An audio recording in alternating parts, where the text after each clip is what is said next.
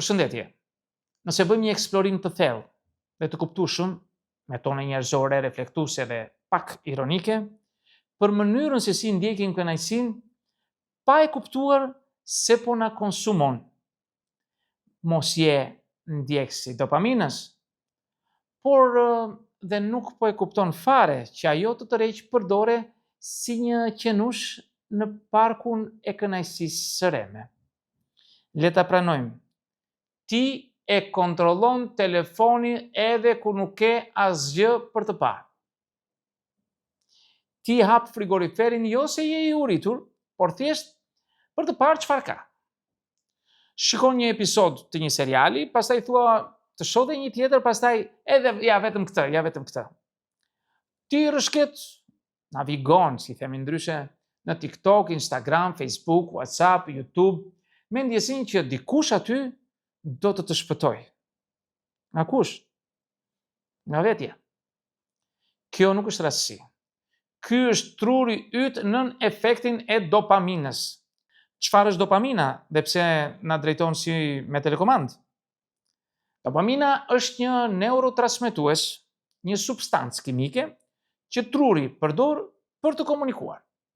Por ndryshe nga që besojnë shumë njerëz, dopamina nuk është këndshmëria vetë. Ajo është pritja e këndshmërisë, paralajmërimi që po vjen diçka e bukur, nxitja që ke kërkuar më shumë. Dopamina është një kamarier që të jep menun, por jo ushqimin. Pra, nuk të jep lumturinë, të jep vetëm ndjesinë që diçka fantastike është gati të vijë, por nuk vjen kurrë në mënyrë të qëndrueshme. Kur dopamina fillon të na komandoj jetën. Të kërkosh dopamin është natyrale. Problemi nis kur bëhemi të varur prej saj. Kjo ndodh kur truri mëson se çdo herë që bën një veprim të caktuar, merr një shpërblim të vogël dopaminik, një shkëndij kënaqësie. Po them disa shembuj klasik. Shikon një njoftim në telefon. Dopamin. Dikush pëlqen postimin tënd. Dopamin. Ti ha çokoladë. Dopamin. Fiton në lojë online. Përsëri dopamin. Hyn në Instagram, shes story të dikujt që të pëlqen. Përsëri dopamin. Dhe truri thot, e dua prap.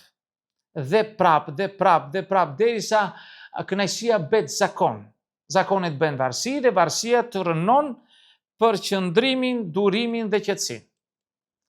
Je ndjekësi dopaminës nëse nuk duron dot pritjen. U nervozove sepse nuk të kthyen mesazhin brenda 3 minutave. E hap Instagramin automatikisht pa asnjë qëllim. E nis një ditë pune me plan, por përfundon duke klikuar reelsat për macet dhe recetat guacamole. Nuk lexon më libra si më parë. Pse? Sepse nuk japin dopamin çdo 5 sekonda.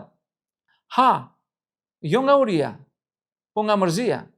Shet telefonin edhe kur nuk je me dikë që do. E çuditshme, por e vërtet.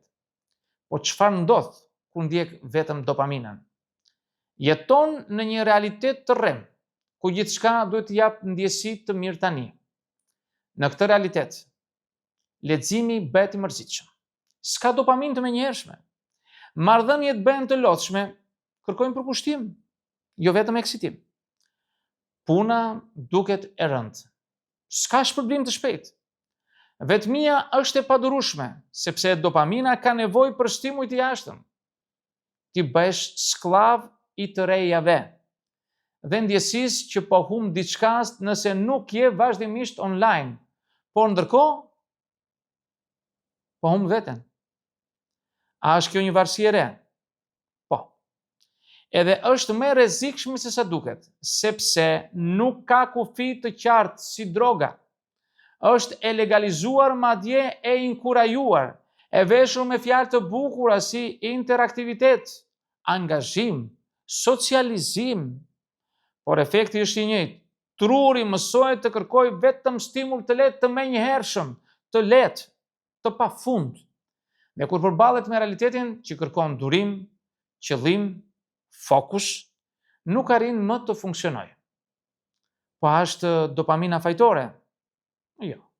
Dopamina vetë është neutrale, është pjesë e trupit tënd, është arsyeja pse ke motiv, pse ngrihesh nga shtrati, pse ke dëshirë për të arritur diçka.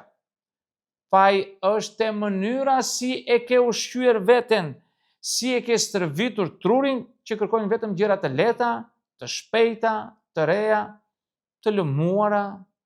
E nëse trurin e ushqen vetëm me patatina dopaminike, reelsa, story, ushqim të përpunuar, stimuj të menjëhershëm, mos u çudit që nuk e duron më qetësinë, sepse ke mësuar të duroj vetëm kënaqësinë, si të shpëtosh nga ndjekja obsesive e dopaminës. E para krijon vetë distancë nga gjërat që të japin shpërthim dopamine, por jo thelb.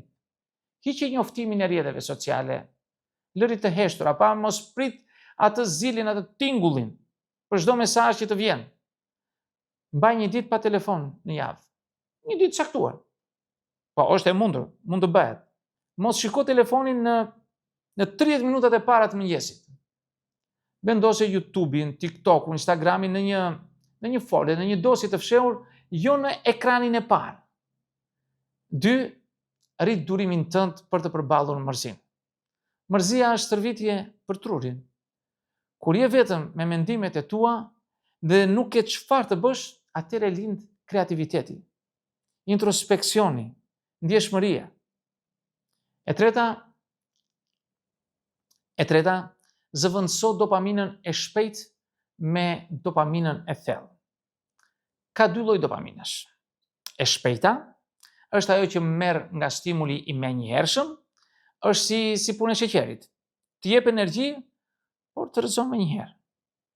Është ajo tjetra me thella, është ajo që vjen nga përkushtimi, mësimi, përfundimi një pune edhe ndërtimi diçkaje. Leximi një libri, biseda me dikë që do, ecja në natyrë, të gjitha këto janë burime të qëndrueshme dopaminash, por duan durim. E katërta, të mos i besosh trurit tënd gjithmonë. Truri yt kërkon rrugën më të shkurtër drejt kënaqësisë. Detyra jote është të mos ia plotësosh çdo dëshirë. Siç nuk i japi një fëmijë çokoladë çdo 10 minuta, mos i jep asnjë trurit tënd çdo klikim që kërkon. Në fund të fundit, kush je pa dopaminën tënde? Provoje për një ditë. Mos merr telefonin menjëherë sa po zgjohesh, e tham. Mos hap Instagramin kur je në radhën e bankës apo diku. Mos shiko televizor sa herë mbetesh bosh. Vetëm ri. Ndjej mendimet e tua, trishtimin tënd, gëzimin, frikën, kotësinë, sepse ajo që mbetet kur dopamina nuk të komandon, je ti. Në fund do të thosha, mos jeto vetëm për klikun e kënaqësisë. Jeto për kënaqësinë që mbetet pas. Dopamina është e mirë, por vetëm si ndihmëse, jo si komandante. Nëse do të ndjesh lumturi të vërtet, duhet të mësosh me pritjen, përpjekjen, përmbajtjen.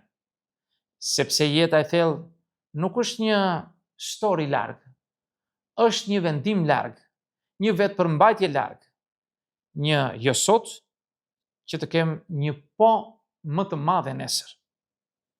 Miq, këto do të thosha në këtë video, ju falenderoj për vëmendjen. Mund të bëni dhe komente tuaja, por mos harroni asnjëherë të bëni subscribe në kanalin tim për të marrë video të jep her pas here. Dhe deri në videon tjetër, mirë takofshi.